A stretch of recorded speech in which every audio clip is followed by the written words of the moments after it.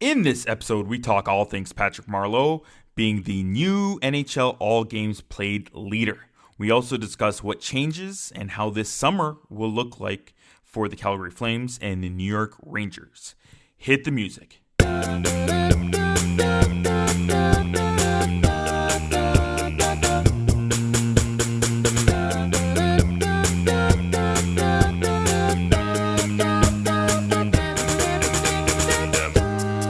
Welcome to Jablam Sports Hockey, folks. I'm your host, Peter Borjaranov, and the mic is always on. You can find me on Twitter at Russia98. You can find the full show at Jablam Sports. If you have any questions or comments, please tweet us. Use the hashtag Jablam Sports. That's JABLAM Sports. Please subscribe to us if you haven't done so yet, and click on the three dots in your podcasting app. Share our show with three hockey fans you know. Thank you, everyone. Remember, check out our website, go to jablamsports.com, see all our podcasts, and even game notes for each episode. You'll get links to all the things we mentioned on this show, including guests. For our podcasts, click on podcasts, and then hockey on this show specifically right on our website.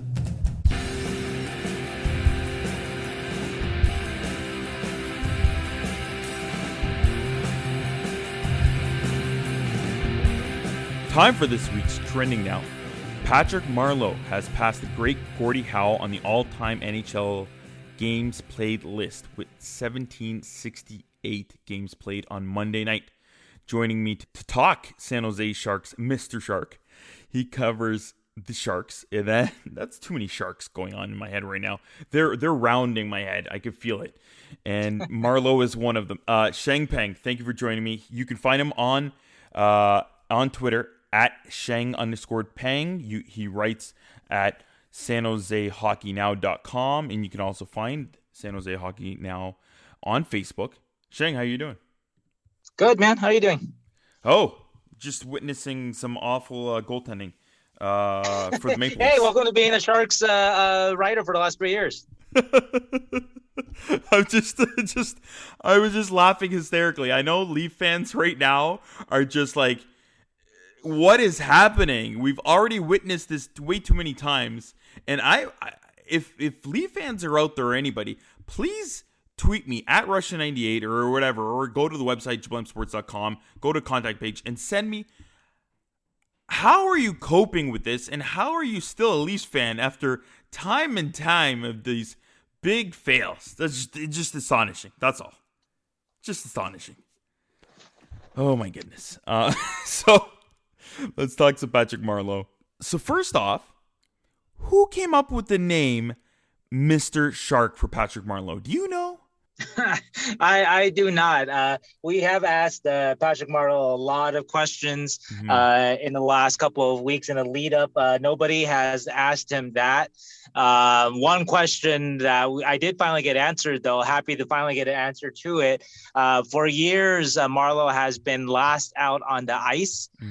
Even when he got traded to Pittsburgh, it was a story when Crosby let Marleau take what was Crosby's place as last out.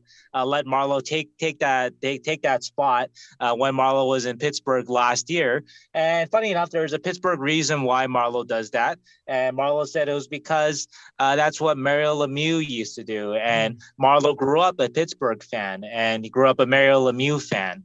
And so Marleau said, yeah, it's something that I always wanted to do. And of course, when I started out as a rookie, you don't really get to choose where you go or where you get on the ice, what position, what your spot in line is. You don't get to choose that. But as you grow older, you gain that seniority. Then you start to be able to pick your spot. And so that's what Marleau has been doing for as long as I remember. And now we know the reason why. That is a pretty cool story. I like that. And you were there that night in Vegas. How was the reaction on the ice, and how was the reaction from the players? Oh, it was terrific. And even though the crowd was about, 25% what a normal Vegas crowd would be, there was 3950 on hand.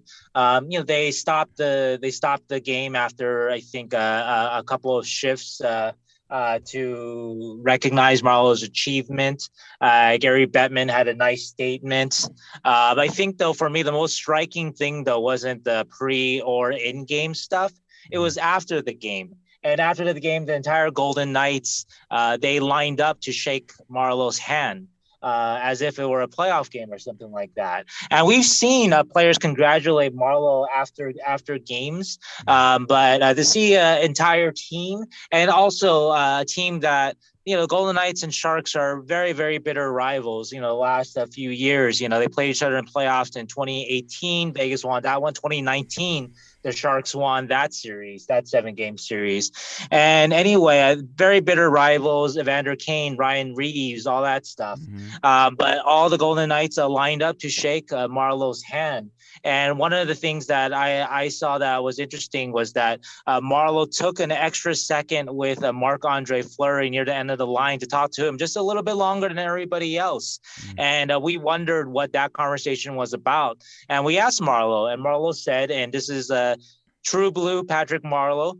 Marleau said, I actually congratulate him on his career, and he's moving up the wins column, and that's what I was talking to Marc-Andre Fleury about, and that is so on brand for Patrick Marleau on his night when he is breaking a Gordie Howe record that has stood for 59 years. One of the great records in hockey history, and Patrick Marleau isn't talking about himself; he's talking to another guy about how great his career was. It's fantastic. The gentleman that Marleau is. You can even see it in the post-game interview, and I think we're going to put that on the website. He was like a puddle of mush almost, too, in that interview as well. The fatherly teddy bear comes out, and when they asked him about, his career and who meant to him, he pretty much almost started crying there, too. Yeah. That was actually that was in the morning. His morning skate presser. Yeah. And that's not a side of Patrick Marleau that I've seen before. In particular, he teared up when talking about his late agent Don Baisley, who passed away in 2013. If you want to check it out, actually, it's on my site. That story and that video too. So yeah, it was a lot of a lot of surprises last night. For a record that I will admit myself for a little bit, I had a little bit of trepidation just because, not trepidation, but it's not the most exciting of records insofar as it's not like Gretzky breaking Gordie Howe's goal scoring record where you're chasing every game and there's that moment of expectation when Gretzky has a great chance and hits a post. And that kind of disappointment. Marleau simply had to step on the ice and the record was broken. And puck had to get dropped and the record was broken. So there wasn't that kind of level of excitement. But as the days approached and talking to Patty's former teammates, coaches, current teammates, current coach, and you could just start to kind of, I guess, wrap your mind around a little more just the enormity of the achievement to stay healthy for so long in a hard style game that, Marleau is not a guy that fears, going to the hard places to score goals. He wouldn't have scored 566 of them otherwise. To just manage to stay that healthy for that long. And still, Marleau isn't the player that he once was, obviously. He's not a 30-goal guy anymore like you could count on him before. But he can still skate. He's still strong. He's still smart. He can still play the game at a high level. And for him to be able to do it for so long is just an incredible achievement. That article that you wrote and that video that you mentioned, the link to that will also be on our JablamSports.com page for this episode and the game notes, season 6, episode 19. You mentioned specifically that all he had to do was step on the ice, and that's what he's been doing, just stepping on the ice. And I don't want to go here, but I feel I have to. And that's a lot of people feel that maybe he doesn't deserve this kind of honor, that maybe he should have stepped away before beating Gordie Howe's record and what he accomplished, even playing all those games in the WHA that he did. The Jeremy Roenick's of the world, who ex-Shark, of course, would have said something like, he doesn't go to the dirty areas, he doesn't play hard, and maybe that's why the Sharks haven't won the cup. Marleau hasn't won a cup, and he doesn't deserve this kind of honor. And also another reason why his longevity has been really good, because he doesn't go to the areas where he can get banged up. and his longevity of his professional hockey career has lasted so long. What do you say to those critics? That is, well, if I mean that is stupid. I'm sorry. Marleau does go into hard areas. And, I don't usually talk about other writers' takes or whatever, but I saw what Steve Simmons was saying about Marleau and Howe. And no one is saying that Marleau was a better player than Howe. That's not even the argument, right? But I think one thing that Simmons wrote is that Marleau was done 2 years ago. Marleau was done maybe as a 30-goal guy 2 years ago. Yes, as a top flight player. But there's a long way from top flight player to a guy who doesn't belong in an NHL. There's a lot of space there. And Marleau is a player who can still play. If you watched Marleau last year, and I doubt that Simmons watched a lot of San Jose games last year, frankly. But if you watched Marleau last year, Marleau was still a tenacious forechecker, still fast, still quick on the puck, still a very useful player, useful enough last year that he drew a third-round pick from Pittsburgh to help on their cup run. And obviously, then you could point out, well, Pittsburgh, didn't even make it out of play-in round. But of course, who knew when the Pittsburgh Penguins acquired Patrick Marleau at the trade deadline that 3 weeks later they would go on, what was it, a 3-month break? 3-month break on a 40-year-old body. And I agree, Marleau wasn't very good with Pittsburgh. And so if you want to base things on that a little bit, okay, the game was falling. But in the 66 games they played, I believe, not 66, actually, no, I think it was 66 games last year. Anyway, the 60 or so games he played with San Jose last year before he got traded to Pittsburgh, he was still a good enough player to draw a third-round pick from a cup contender to help them out. And cup contenders aren't picking up guys who aren't big goal scorers, who don't go, who aren't big scorers and don't go into the hard areas. That's just ridiculous. And Marleau himself, Marleau has always been a guy to go into hard areas. I don't even know where that even comes from. I know Jeremy Roenick said that in his book that, said a number of unflattering things about Marleau. And yes, Roenick was Marleau's teammate. But, I've talked to other of Marleau's teammates at the same time as Roenick that have felt that Roenick's criticisms were completely unfair. And if you look at Marleau's goal-scoring track record in the playoffs, there's been a lot of good runs that he's had.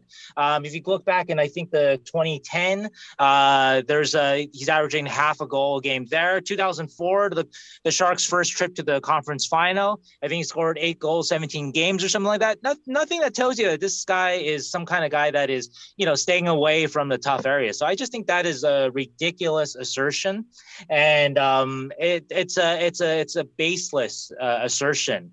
And so in terms of Marleau not deserving this record, again, if you can stay healthy and be a good NHL player, competent NHL player for as long as you can be, then stay in it and go for it. If this record was broken by, let's say, Guy Carbonneau, great player, right? Penalty killing ace, Stanley Cup winner. Somehow Carbonneau's hard game, he lasted through 20 plus years and played the games. Not a big goal scorer, but he made it. Good for him. To play this long, to be a good, useful player and at times great, which, you can say about Patrick Marleau and Carbonneau too, but anyway, to be a good NHL player for so long is achievement. You shouldn't quit just because someone thinks you don't deserve, some, writer or some fan doesn't think you deserve it. If you love to play the game and you're good enough to play as long as Patrick Marleau has, and is still a competent NHL player. Yes, he's a fourth line player now. I don't think he's a guy that needs to be in the lineup every night anymore. Doesn't mean that he can't help a team when he's in there, right? He's a fourth line guy. He's like a fringish guy, in my opinion, nowadays. But he can still give you good minutes. He still belongs in the league. And as long as he can come back next year, get to 1,800, if a team will give you an NHL contract, if you earn it. And this version of Patrick Marleau that we're seeing is still a guy, if he stays exactly as he is next year, he's a guy that can still play and help a team. Again, I don't know if he needs to play every single night. I know he's also chasing a consecutive games played record. I know that happens with that kind of record where, guys are staying in, you kind of think, maybe he doesn't have to be in the lineup, but in terms of just the strictly the all-time games played record, play as long as you want and play as long as you're good. Angel teams are not signing passengers. The Sharks did not sign Patrick Marleau for a farewell tour. They signed Patrick Marleau because they saw the Patrick Marleau from last year that was still good enough to get a third-round pick from the Penguins. And also, there are other teams in on Marleau, too. Don't forget, Edmonton Oilers were very clearly in the Marleau sweepstakes last year.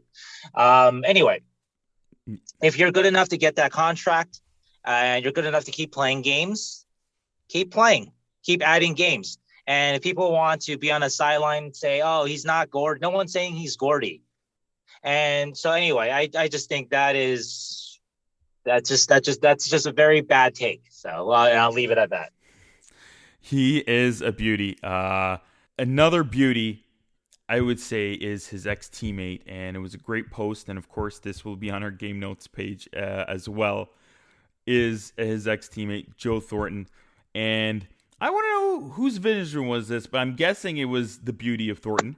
But Marner and Matthews congratulating Marleau, and that tweet was sent by the Sharks on their social media account, congratulating him for his accomplishment and thanking him as well for having maybe a new father figure in their world, because we've mentioned many times of course in Toronto as well, that Marleau has 6 kids, his own kids, and then of course Matthews and Marner.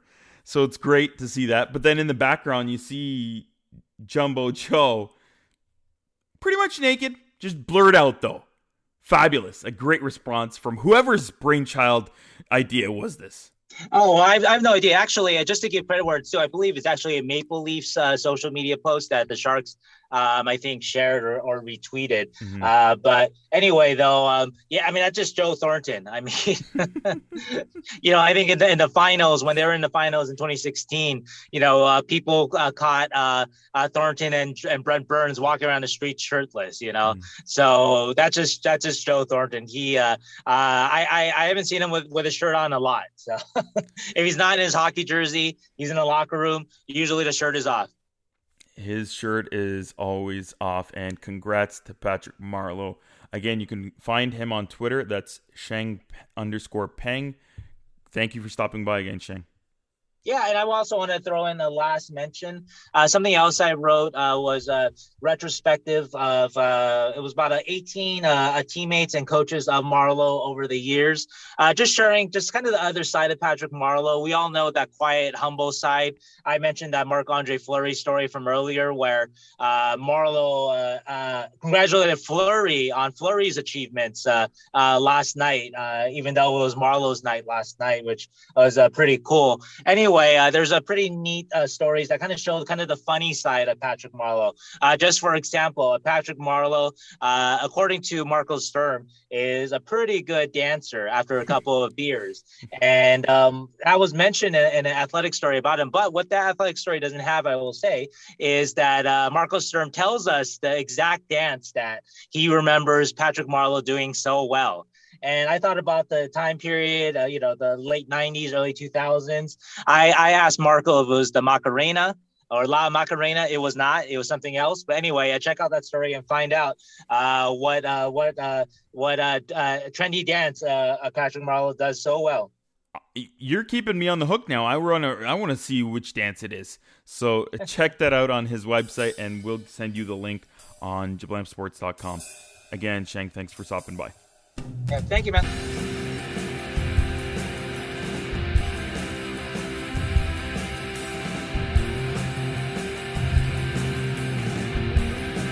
We've got 2 Team ISOs this week. We're talking Calgary Flames. Let's go to the Sea of Red. We have on the show Ryan Pinder. You can hear him on Sportsnet 960 with Boomer in the Morning. You can find him on Twitter at SNRyanPinder. Welcome to the show, Ryan. Peter, thanks, man. Very excited. It's you find us in the wake of another Flames loss to Ottawa. And that sounds rare and like, ooh, what's that? No, this is a familiar old shoe that we have slid our feet into this morning in Calgary. Might be a couple days old, but at this juncture, when you watch this, the Flames will have dropped 6 of 8 to the last place team in their division. So let's talk about the Flames. You are right. Blow it up. What is going on? I wanted to talk a little bit Montreal and, of course, the Sens. It's just 6 wins, 2 losses for the Ottawa Senators versus the Flames. So why do they struggle mightily against the Senators? Well, if anyone has the answer, I believe, what is it, 555 Saddledome Way is the business offices of the Calgary Flames. No, I mean, it's not that much of a mystery. The Ottawa Senators have outworked the Flames in about 6 of their 8 meetings. I don't know if necessarily the Monday night one falls heavily into that category, but in terms of like details and mistakes, better. But the previous 5 losses were all games where the Flames did not show up for 60 minutes and did not work hard. And we knew, I guess, or expected from the Senators that while they won't be the most talented or experienced or polished team, they're going to work. That was kind of the rep. They've lived up to that. The issue on the other side of things, the Flames have not lived up to almost any expectation put forth for them this year. Many had them going to the playoffs. Most had them going to the playoffs. Many had them as home ice teams, and some even had them as a long shot or maybe a dark horse candidate to win the division. That ain't going to happen. They're going to finish 5th or 6th in a 7-team division, which can only be, I guess, quantified as a huge a huge failure of this group this season. They've won recently the 3 straight against the Oilers, Leafs, and the Canadiens, and then the last 2 they lost against the Canadiens and the Senators. They're trying to catch those Habs. What are they going to do? They're having 3 big games right now against them, fighting for that 4 spot. They're both struggling, though. The Canadiens are struggling as well. How's this going to go? How's this going to play out in the next 3 games? Well, I don't know how many of your listeners or yourself, like how often you tune in. I'm a big data and numbers guy. I'm not great in terms of like sifting through it, but I'm very good at saying, oh, okay, here's what someone who's an expert at it says. Every single night, Dom Luszczyszyn of The Athletic updates his projected standings. He's got them at 4% to make the playoffs. That's 1 out of 25. That's, to put it into more, I guess, relatable terms, if you were in this spot every year for a quarter century, once is the likelihood you would make the playoffs. So that is where they have it. And to your point, it would be way worse if the Habs weren't scuffling and if they didn't lose Carey Price a couple nights ago, last night when we're recording this, and we don't know exactly how significant that is, but it's Carey Price and it's an injury. So, the only tiny ray of hope they have is that they do have 3 in a row, Friday, Saturday, Monday against the Habs. And that maybe, okay, Carey Price is out. They're not playing great hockey. But it's just really tough to see this Flames group stringing together wins. I mean, you alluded to the 3 in a row. That was lovely. It followed 8 losses in 9 games. You sort of, the more you zoom out on this group, the harder it is to believe that they're going to be able to roll for 6, 7, 8, 9 in a row, which is pretty much what you need to do without Montreal just completely losing their wheels. Now, it has happened before. They lost Carey Price. I recall it vividly. I want to say it was like 3-4 years ago. Dale Weiss scored a hat trick at Scotiabank Saddledome. And you're a Flames fan, you're like, oh man, Dale Weiss scored a hat trick. This is not a high water mark for the franchise. Montreal moved into a tie with, I believe, Washington on that night many years ago for top spot in the NHL. Carey Price got injured, they missed the playoffs that year. Mm-hmm. But the major difference being there's not that much runway left. I think the Flames have 12 games left. Maybe less than that. I have it in front of me here. I may as well access it. The Flames have played 3 more games than the Habs. That's going to be an issue. Montreal play 1 more before they get to the action on Friday where they play a bunch against each other. Look at me trying to scroll and buy time. It's nothing on there right now. But yeah, it's a no bueno. There's not a lot of games left. They got 11 games left. The Habs have 13 and they're 6 back. Yeah, following up on that, they let go of coach Jeff Ward midway through this shortened season. They brought back coach Daryl Sutter. They were 500 under Ward, 11-11-2. With coach Sutter, 8-12-1. That's about 400. Are they just not working at all with Sutter? Was this always going to trend this way? How long does Sutter have left? Is he going to be here next season? Yes, he is, because they're not going to pay another coach to not be here. I'm under the impression that Bill Peters is getting paid. We all, I think, recall the circumstance in which he was fired, an incident that happened in Rockford, Illinois with an AHL franchise like a decade prior. Mm-hmm. That wasn't under contract with the Flames that happened. I'm not of the belief that he just waived the $2-ish million a year he was rumored to be making. Then Jeff Ward gets thrust into the fire in an interim role. Last year. They get to the playoffs. They flame out in spectacular fashion against Dallas when they were minutes away from taking a 3-1 series in that lead. They did get past Winnipeg in the opening round, but Mark Scheifele sliced Achilles probably from Tkachuk. A short series. Winnipeg was the 9 seed heading in. So, if you wanted to be a real stickler, they weren't a top 8 team in the West by points percentage, albeit by thousandths of a percentage point. I like the job Ward did in that season, given that he didn't have a training camp and that he inherited a team that was just like their heads were spinning. Like, what's going on here? They'd just been the first place team in the West the year prior. They'd gotten stunned by the Colorado Avalanche in round 1. And they were off to a slow start under Peters. It's like, what's going on? What are we? What's going on? And then the Peters stuff comes. I thought Ward did a great job there. I also thought he was not the best candidate out there. It would be hard to put his resume next to, the likes of Bruce Boudreau, Peter Laviolette. Babcock wasn't going to happen, but as an example of someone who wasn't employed, even Gerard Gallant, who did a fantastic job that we were all, Twitter pated with the Vegas Golden Knights in the rookie year. Mm-hmm. It looked like they went for the cheap hire, not the best coach with the most established track record. No, well, we can sell it because he knows the group. And you're like, yes, he knows the group, but take guys that have won in this league before. He's never been a head coach before that. He's 2 years younger than Sutter. It feels like they're 2 decades apart in age. They're not. He's been a career assistant.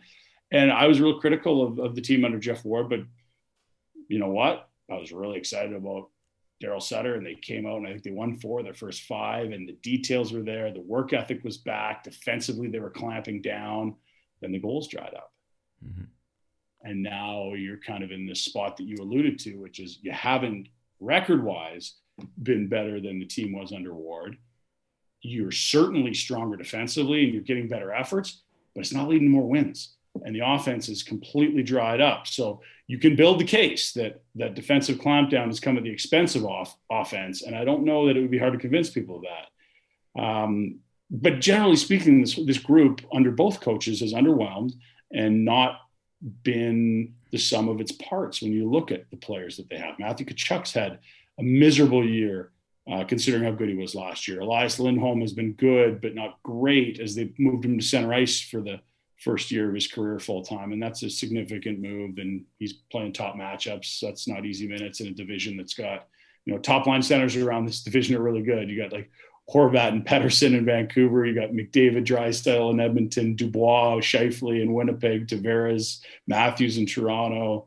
Mm-hmm. It goes on and on and on. That's a tough spot to play your first season at one center. He's one of the better stories. Sean Monahan looks lost. He's not been a guy that has a lot of tools, but his one tool was the most coveted asset to shoot the puck and to be goaltenders. Can't do that as much. Hasn't at least been able to this year. And here we are. You're like, how is this team, as of the time we're recording this, tied for the 8th worst points percentage in the league? It's a huge shortcoming. And what will happen with Sutter? Well, he's got 2 more years. I imagine he gets both those years. What will happen to the roster? Well, that's the more complicated question. Mm-hmm. It does feel around here like the coach has more job security than the GM, which you would understand if you know the nature of the history of Darryl in the franchise. He wasn't brought in because, oh, look, this guy's had some wins. He was brought in because they know him well, and he represents a style of play that I think they want to embrace. And because he's been here before, he has a relationship with the real, buck stops here decision maker, which is the owner, who we never hear from and who doesn't want to be heard from, or we would hear from him. But I don't think they would have brought in a coach that the owner didn't have a relationship with, if it was going to come at the price tag that we could guess a guy like Sutter would, who's won 2 of the last 9 Stanley Cups of his time in LA. So it's a bit of a conundrum. And when you dive a little further into it, it's like, well, who are the guys that might not fit into Darryl's system and that, maybe you could move on from if this team does need a bit of a shift of the core? And like Johnny Gaudreau is going to be the front of that line. He's also got a 5-team trade list that kicks in this summer. It's the last year of his deal. It's like a really crucial offseason in terms of deciding, do you recommit and re-up and extend him because you're eligible to this summer, mm-hmm. or do you trade him? And it feels like you're probably leaning heavily trade. He's not having a great year. And well, Sean Monahan, man, like I don't know that his stock's real high. Mm-hmm. And if you wanted to chase a huge fish, like let's say the Sabres are going to move Jack Eichel, boy, maybe we move Tkachuk. Well, he didn't have a great year either, and I don't think they want to trade Tkachuk. But if you can get Eichel, well, yeah, we'll listen. So it's a really weird spot where all the pieces you'd want to trade are probably at sell low moments, and you've got a coach that probably has more player personnel influence than any of the prior 3 or 4 coaches. I know when Bill Peters was here, he arrived as some Carolina Hurricanes did. It was the same offseason as the Hamilton, Lindholm, Hanifin, Adam Fox, and Michael Furlan swap.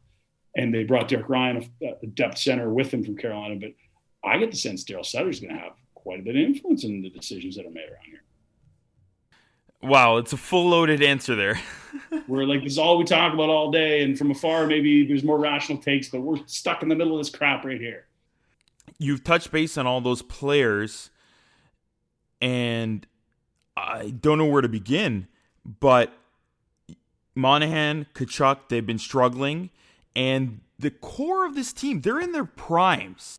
So do you just throw this season away as a peculiar one, or do you actually focus on, like you mentioned, making some big changes maybe this offseason with some of those guys? I don't think you can view this season as a one-off. It's probably not their true selves. I don't know how you would view it.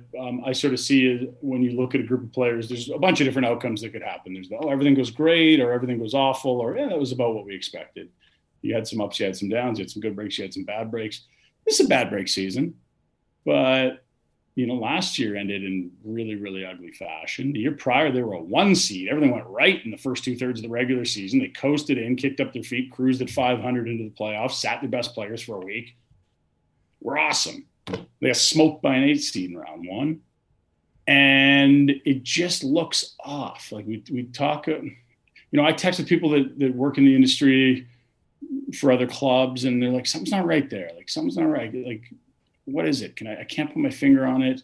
They should be better. Mm-hmm. I don't think you can bring the same group of guys back and say, oh, we'll give it another try.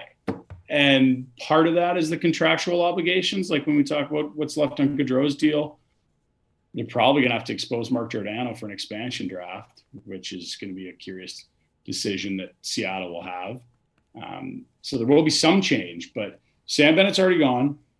Monahan, I think, is the player that, you'd love to live without, in the sense that he's struggled. If you could get an asset back and clear up that cap space, you'd like it. He's had a really rough couple of years. And Gaudreau, it just might be that time where it's a combination of fit, contract status, and recent performance where he's out.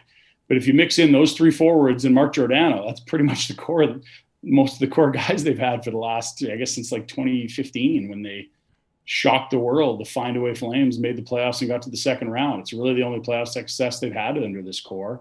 And it's been a lot of disappointing seasons since then. So I expect core changes, and how sweeping they are remains to be seen.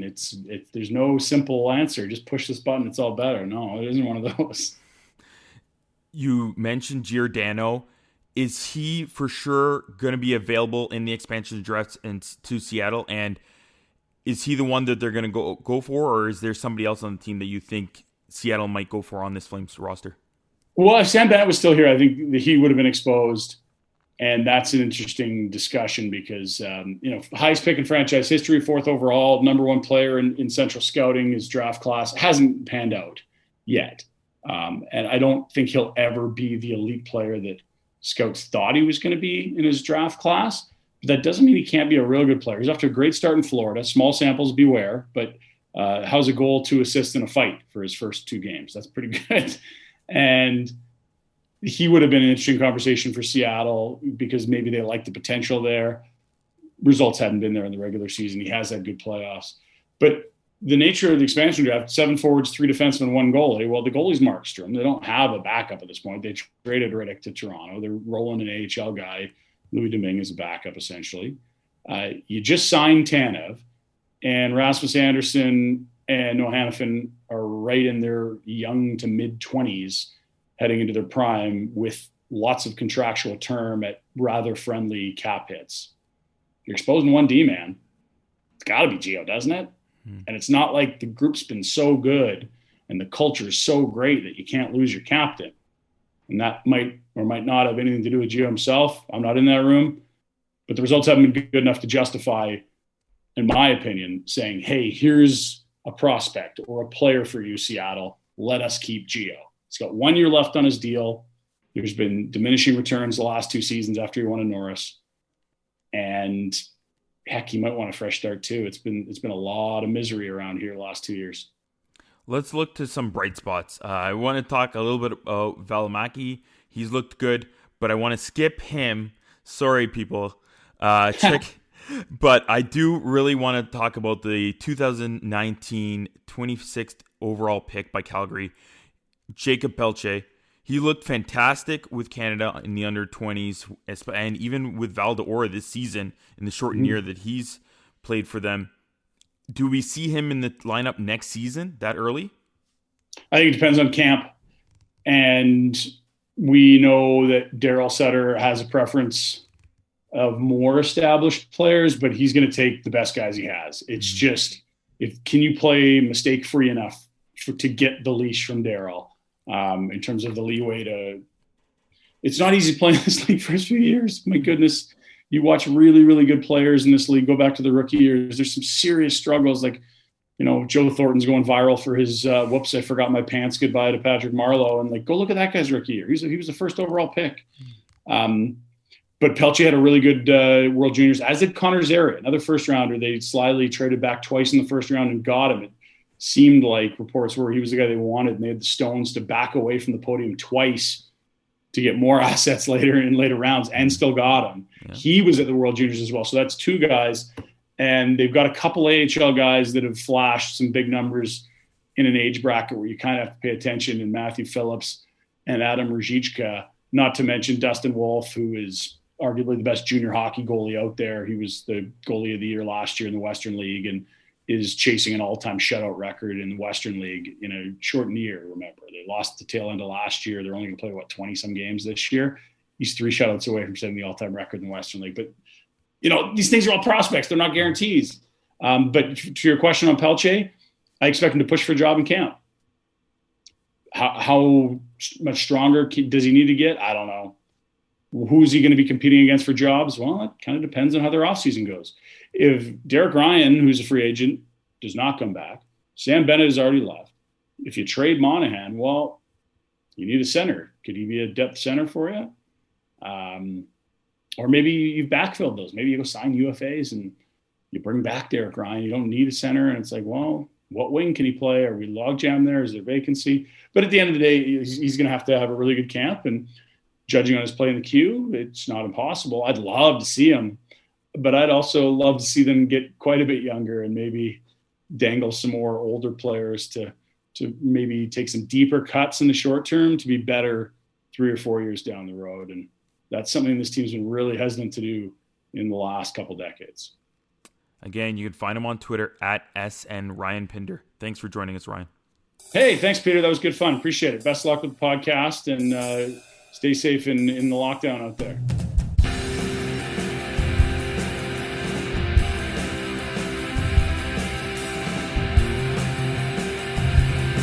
Time for Team ISO number 2. We'll talk everything New York Rangers. Let's go to Gotham. Wait, Greg, do people in New York actually call it Gotham over there? It's funny.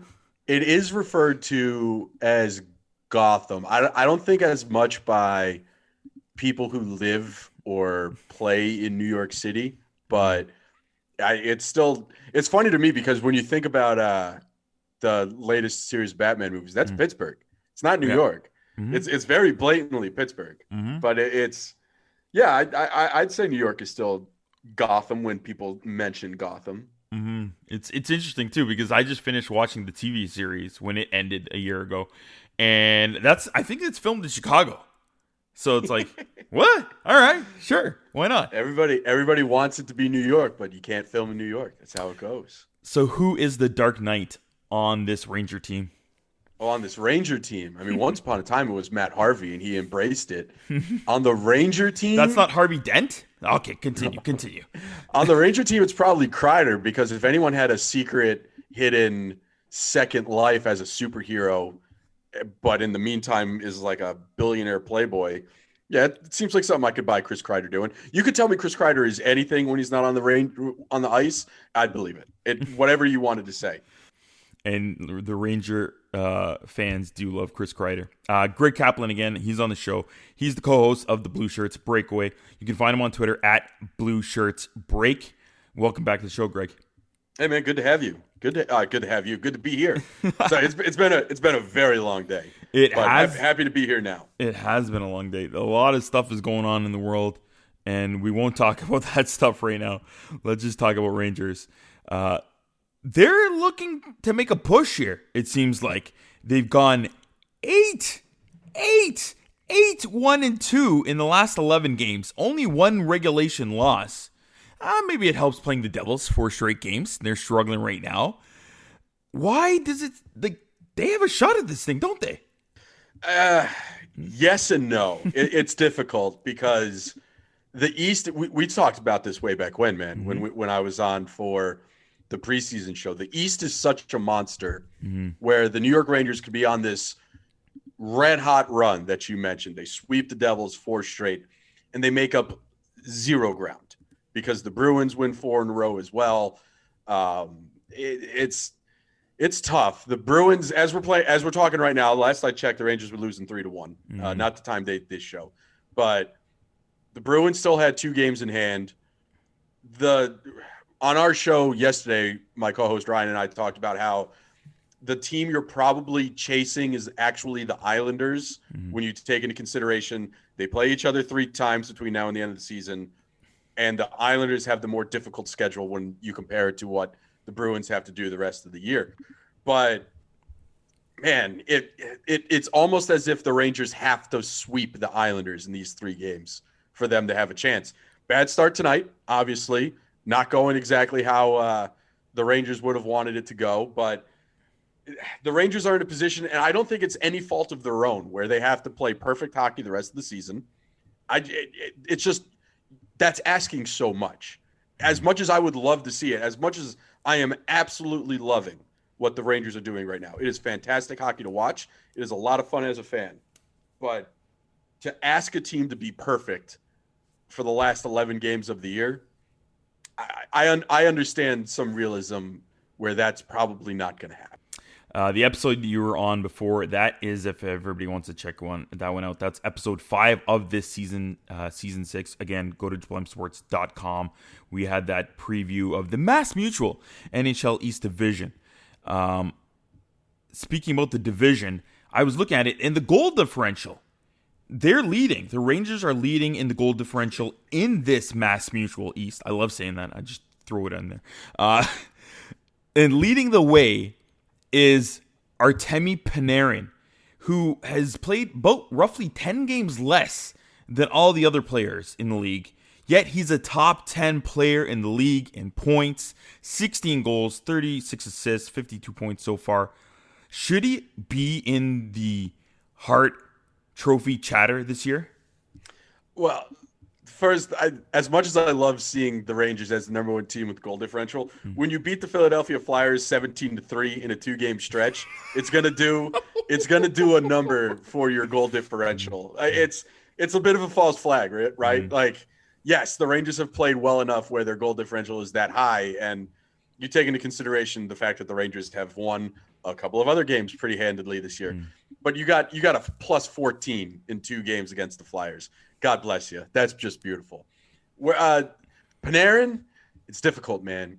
It's hard. I think he is. I think he's Mike Trout in that regards, where he rolls out of bed and he should be considered one of the 3 most valuable players in the National Hockey League.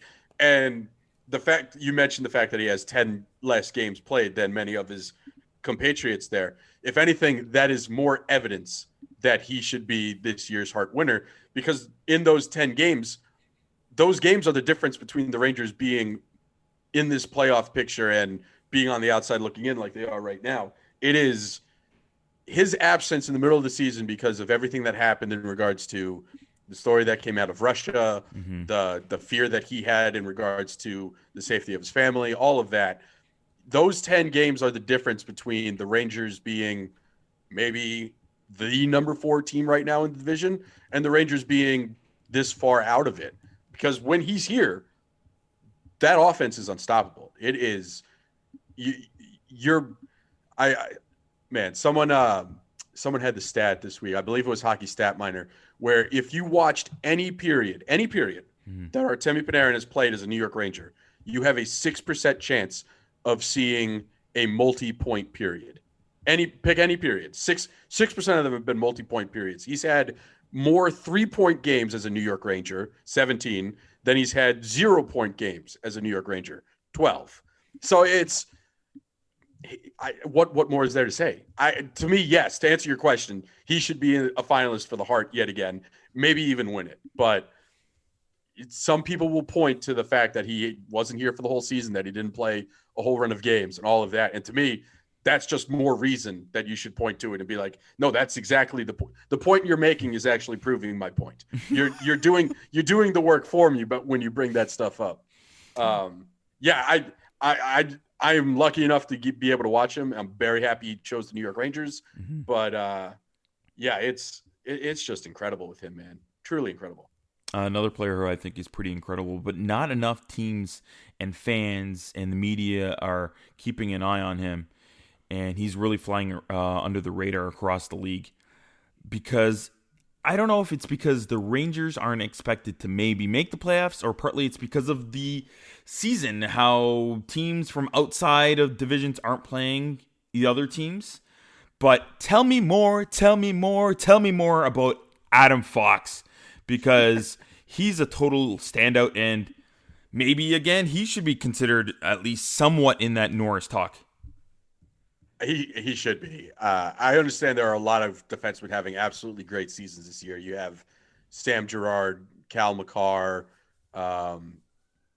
Pelech, the duo. I forgot who Pelech's partner is these days on the island, but I know I'll get slammed by any Islander fan that listens to this and be like, you don't know our guy, but you know, yeah, well, it's fine, guys. I don't have it in me today to even think about it, but I honestly don't know about Adam Fox. I don't know why he's flying under the radar. I don't know why more people aren't talking about him. It's not like he's hiding on a team that isn't in the number 1 media market in the United States and in North America, for that matter.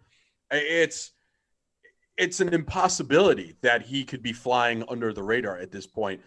It doesn't make any sense. You see the national people out there. Everybody likes to point to. I personally, it drives me insane when people do their Norris voting based on point totals. That defeats the purpose of the award. You can be a great defenseman who scores points, but just because you score points doesn't make you a great defenseman. Adam Fox is a great defenseman who just also happens to score a crazy amount of points. And yet still, people don't take notice to his game. It's one of the biggest anomalies that I've encountered since we started podcasting almost, 6 years ago at this point. It boggles the mind. I wish I could sit here and tell you it's XYZ why more people aren't talking about the brilliance of Adam Fox. I can't. None of it makes any sense to me. He should be one of the 5 defensemen you rattle off when you're talking about the Norris, and he should be considered one of the best 5 defensemen in the NHL, considering his age, his talent, and his skill level. Why he isn't? You tell me, man. I honestly don't know.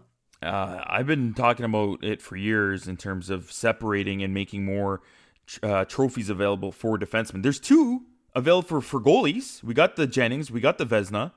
Why isn't there at least 2 for defensemen? There's enough for forwards, as we know. There's a Norris. Why not create, as I've been saying since I was a little kid, a Bobby Orr trophy? You make an offensive defenseman award, and then you make a shutdown defensive, maybe a more versatile defenseman award, and keep that to James Norris. I don't know. It just baffles me that there isn't one. It confuses me as well. They might as well just call the Norris Trophy the award that goes to the defenseman that finishes with the most points, because that's usually how the writers vote. I mean, Tony DeAngelo got Norris votes last year. And no one's going to sit here and tell you that guy, regardless of what he was able to do in the offensive zone, was a defensively responsible defenseman. He's not. he shouldn't ever receive a Norris vote based on that skill alone. And yet he did, because he had 63 points last year. And you look at the points total and people get impressed about it. Yeah, it boggles the mind, man. There's a Rocket Richard trophy. There's a Selke trophy. We figured it out when it comes to general hockey play. We can't figure it out with defensemen. I'm with you on that one. Mm-hmm. Even in the Toronto market, people know Morgan Rielly. He's a very good creative offensive defenseman. Maybe not so great in the back end, right? So it's like, yeah, he almost got nominated for a Norris the year prior. Great season. But we know how he is in the back end. So we don't really think he is a top 5 defenseman. He may be in points, he was that year, but not really overall. So the other young guy I really want to talk about, and of course that's this year's or just the past year's first overall pick. Last time I checked, Lafreniere had like 1 goal in his first 15 games to start his NHL career. Looks like he's turned around the corner. Why so? I don't know. I don't think the results necessarily were indicative of his actual play early in the season, because I can't sit here and tell you that his game has significantly changed any which way. His puck luck has changed, which is why you're seeing his name on the stat sheet a little bit more. I think it's also helping him that the kid line that he's been playing with, he's mostly been playing with Hedel and Kaapo Kakko. Kakko's been having an absolutely incredible year, with the exception of, again, he's not getting the points that many people wanted him to get at this point, but he's playing phenomenal 200-foot hockey that the old hockey men absolutely love and drool over. It's wonderful to see. The offense will come with him, but that kid line, it's been getting more opportunity, and not just more ice time, but it's been getting more opportunity in terms of playing against competition they can take advantage of. They're getting to play against not having to face the other team's top 6 and number 1 defensive pairing is doing wonders for the children, I believe. I think that's why you might be seeing his name up there a little bit more. He scored over the weekend against the Devils. It was another just fantastic effort by Hedel to create that goal. The better Philip Hedel plays, it's like a rising tide raises all boats. So the healthier Hedel gets after coming back from not just COVID, but also a broken hand, it's only helping his line mates. And that primarily means Alexis Lafreniere. So we're trending in the right direction there. I don't think there was ever reason to panic with Alexis. There's definitely no reason to panic now. Among goaltenders with 20 games played or more this year is in the top 5. That's Igor Shasturkan in save percentage. In his first full season, he's looked fabulous. Going on into the future, are we going to see more of this 2-to-1 ratio between him and Georgiev? Or are they going to give him the net and go, this is yours, and you are our workhorse, our next Henrik Lundqvist? Oh, I think they've given him the net now. I think it's obvious that Quinn has given the keys to Igor, and he's allowing him to do what he wants to do in net. You look at a situation like tonight, if this was earlier in the season, Georgiev has phenomenal career numbers against the Islanders. It boggles the mind how good he's been against the Islanders, considering his workload in his career, but he is great against them. And Igor's in net and will continue to be in net. I think the 50-50 timeshare thing is done. I think it'll be closer to 2-to-1, mostly because I still don't know if Georgiev's going to be here for the long run. We have reason to believe he might not be, especially since again, the more Igor plays, the better he looks, the more opportunities the Rangers want to give him. You start to understand why you don't necessarily invest certain dollars into your backup goalie, especially in a flat cap world. So I think the keys have very firmly been handed over to Igor. It's his show. The Rangers are going to go as far as he wants to take them. And yeah, as a Ranger fan, we are incredibly spoiled. We get to go straight from Henrik Lundqvist to Igor Shasturkan. And that is, I don't know many teams that get to have those two type of goalies with then no breaks in between. New Jersey almost had it. They thought they had it in Schneider, but it just fell out, and that just didn't work. And now maybe we'll see how Blackwood does. I do always love to finish every team ISO with prospects, but I think the prospects are already here for the Rangers. This defense, we don't know. Are they going to bring, do you think they're going to bring back Brendan Smith, the UFA? Are you sure? What do you think? It depends. It depends on what role Brendan Smith is willing to accept. If Brendan Smith wants to be the seventh defenseman, absolutely. I mean, if you want to talk about the two prospects that aren't here, one of them will be here probably this week. That's Zach Jones, left-handed defenseman out of UMass who just won the NCAA championship. And the other is Niels Lundqvist, right-handed defenseman, arguably the best non-draft eligible prospect currently playing in Europe. And if that's your third pairing next year, which I think many Ranger fans would enjoy to see, I mean, the only way it wouldn't be is if one of those guys gets traded for another piece that could help this team win. I don't know, maybe a certain center that happens to play in Buffalo. I don't know, just saying, just spitballing. Ideas come to mind. I'm just an ideas man.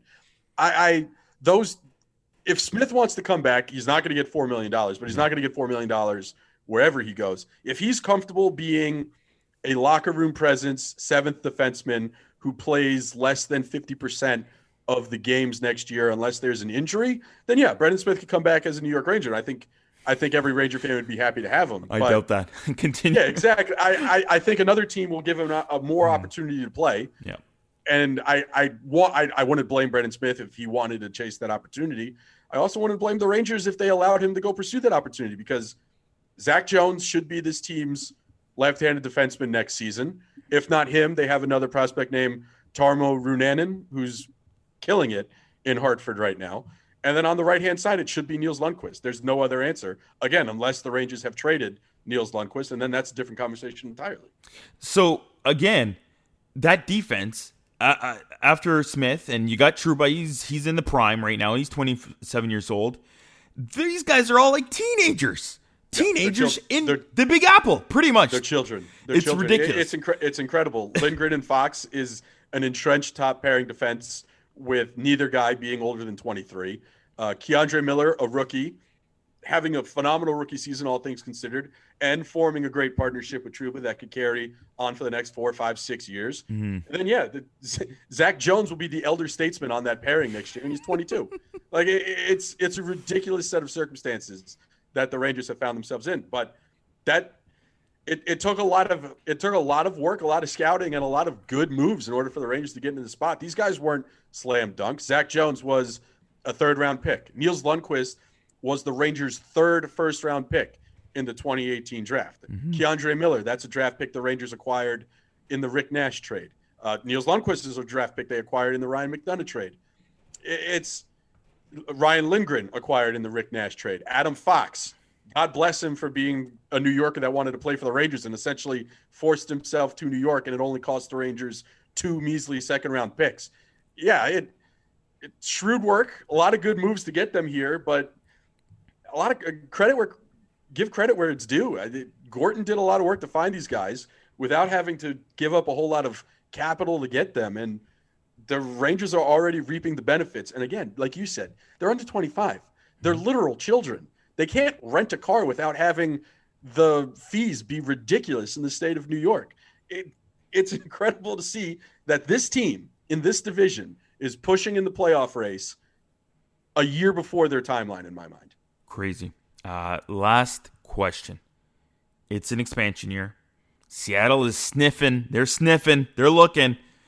Who do you think might be available for the Rangers, and who do you think the Kraken might take?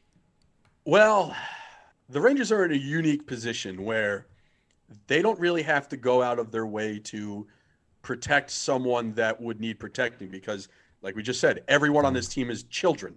All of them are expansion draft exempt.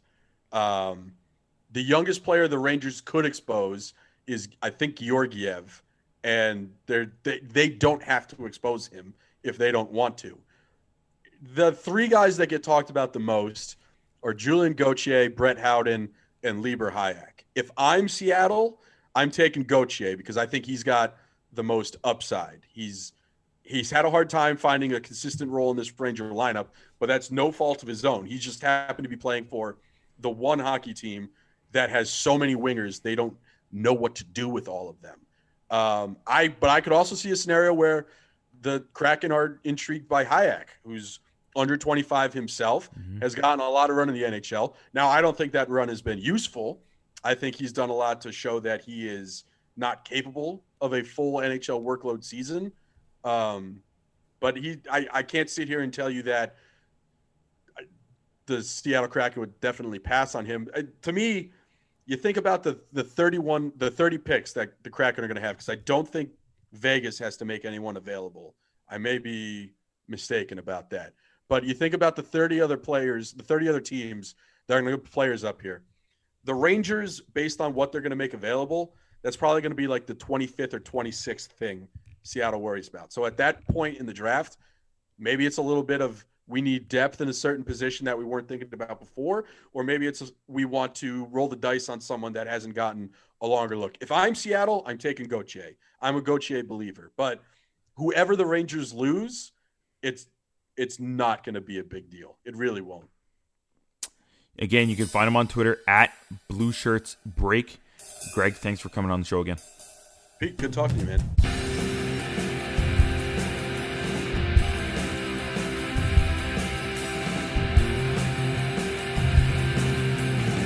I want to thank our guest today, Sheng Peng. He really showed how emotional and important the last few days have been for Marleau, and Ryan Pinder and Greg Kaplan for team ISOing the Flames and Rangers. This week's shout out goes to Sheng Peng. He's been a great guest for the show on a couple of occasions now, and please check out his site, San Jose Hockey Now. Remember, if you've enjoyed anything you've heard in this episode, or don't, please tweet at me or even our guests. You can follow me on Twitter at Russia98 or the entire team at Jablam Sports. If you want, you can also contact us on our website. You can use the hashtag at Jablam Sports, Jablam Sports, that's JABLAM, and our website is jablamsports.com/contact for our contact page there. Please check out our website. Go to jablamsports.com to see all our podcasts and even game notes for each episode, including this one. And you'll get our guests' info and links to things we mentioned on this show. Please subscribe, rate, and review us on Apple Podcasts, Google Play, or wherever you get your podcasts, including Spotify. And of course, click on the 3 dots in your podcasting app and share this episode with 3 friends you know. Please and thank you. Also, follow us on our Facebook group, Jablam Sports. Check us out, folks. Thank you, everyone. And to every one of our listeners, I'm giving you a virtual hug. Stay healthy, listen, be yourself, and stay strong.